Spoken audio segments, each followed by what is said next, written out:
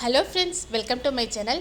நாம் இப்போ சூப்பரான நல்ல முறுமுறுன்னு கார தோசை எப்படி செய்யலாங்கிறத பற்றி பார்க்கலாம். இது ரொம்பவே டேஸ்டியாக இருக்கும். எப்பொழுதும் நம்ம நார்மல் தோசை ஊற்றாமல் இது மாதிரி கார தோசை செஞ்சு சாப்பிட்டு பாருங்கள். செம்ம டேஸ்டியாக இருக்கும். இது எப்படி செய்யலாங்கிறது குயிக்காக இந்த வீடியோவில் பார்த்துடலாம். இதுக்கு நாம் 10-15 வரமிளகாவை சுடு தண்ணியில் ஊற வச்சுருக்கோம்.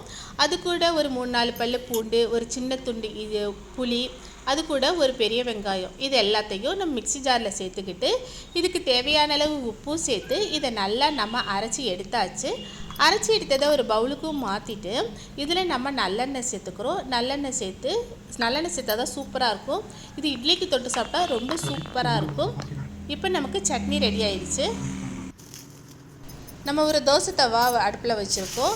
அது நல்லா சூடானதுக்கப்புறம் அதில் கொஞ்சமாக ஆயில் வச்சுட்டு துணி வச்சு தொடச்சிட்டு நம்ம தோசை ஊற்றிக்கிறோம். இதை மாதிரி நல்லா தோசை ஊற்றிட்டு இதில் நம்ம ரெடி பண்ணி வச்சுருக்கிற இந்த கார சட்னியை நல்லா அப்ளை பண்ணிக்கலாம். அப்ளை பண்ணிவிட்டு ஆயிலும் ஊற்றிக்கலாம், ஆயில் இல்லைன்னா நெய் ஊற்றிக்கலாம்.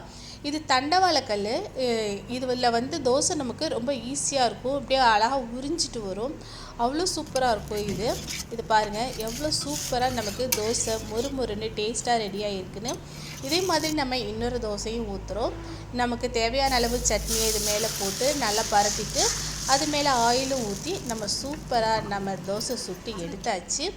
பாருங்கள் எவ்வளோ முறுமுறுன்னு கிறிஸ்பியாக செம்ம டேஸ்டியாக இருக்குதுன்னு.